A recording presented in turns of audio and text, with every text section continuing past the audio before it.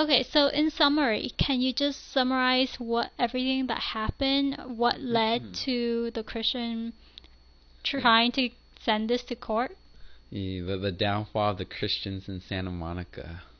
So pretty much, for the last few decades, Santa Monica has a how should I say this? A festival every year, where organization could petition actually for displays, for booths to display their messages or whatnot. Through an auctioning process. Yes, through an auctioning process. And so, so the churches have been doing this for many decades. And just last year, last year was a different story because the atheist group had an overwhelming number of petitions or cast vote in the lottery, so they had a higher chance of getting the boots, and they ended up getting 18 out of 21 of the boots available. So that's why the churches were not able to present their 14 boots long nativity scene. So they had 2 boots instead of 14 now. They had 3. Well, 2 for the Christian and 1 for the Hanukkah. Yes, that's right. So instead of the 14 that they need to tell the nativity story, they only had 2 boots to do it. But was that the reason why they started sending this to court? Well, what happened is, there was some, how should we say this? Outcries, outrage, and events like vandalism and so forth occurring, and it triggered the city to not hold the display this year. And that's where the problem comes in, that the church is trying to sue the city into allowing the displays to come back. So you're saying they're not holding the auctioning process anymore? Yeah, no, the auctioning process was there to allocate the display fairly, and without the display, there's no more need for an auctioning process. Okay, so what does it mean when they say it actually? So the article says that the decision to ban the display. So they're not even did they only stop the auctioning process, or did they actually pass some kind of banning on the display? See, that's just a play on word, because when a city does not sponsor something, you could say that as banning or not condoning the process. And since this is a event, a city event, when the hosts say you can't do something, you can't do it. So did they actually say no, setting it up in the park, or did they just not host the auctioning process?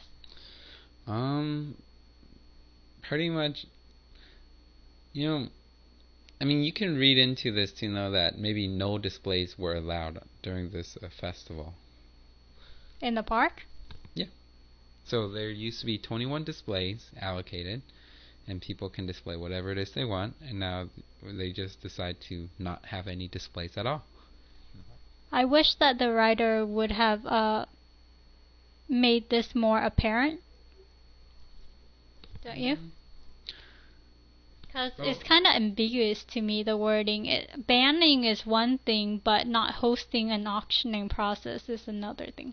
Well, they did say that, by in this case banning or not supporting the display, it relieved a lot of resource, because then they didn't have to hold an auction to figure out who gets the booth to put on their display.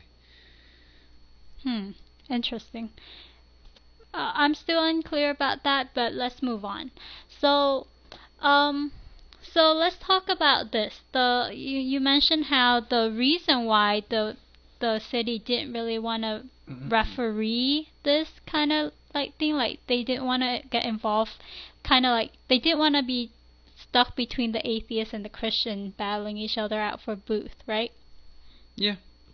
So it's kind of like a parents, when kids can't play nice together, you just take the toys away, and none of them can play. That's the same idea.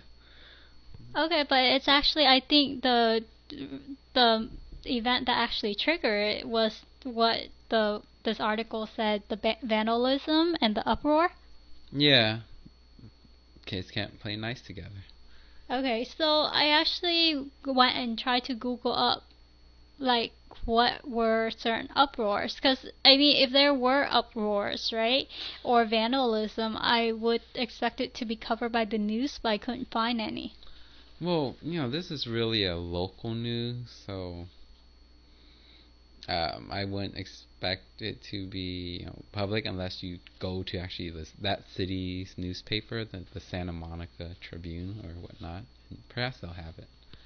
Maybe that's another action item that we should get out of. I should do more follow up on, because that would be very interesting to know what kind of uproar happened, to what degree, and what degree of vandalism occurred. Don't you think? Yeah, I like to see pictures. Yeah. Okay.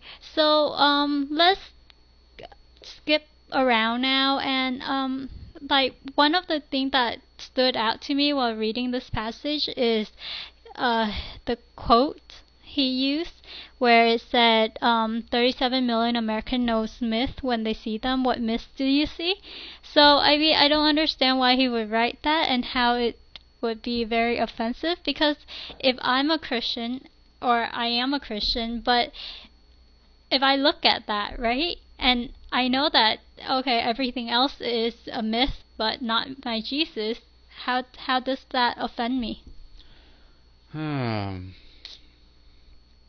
See, it's such a generalization, because some people they believe in something and they consider everything else as myth, but it's a mix of views, and he's trying to make a point where, if you think these other people or other gods are myths, what's keeping someone else from thinking your God is a myth? And then would it fall into that there'll be all myths in the end? Okay, I didn't understand that. Let's skip.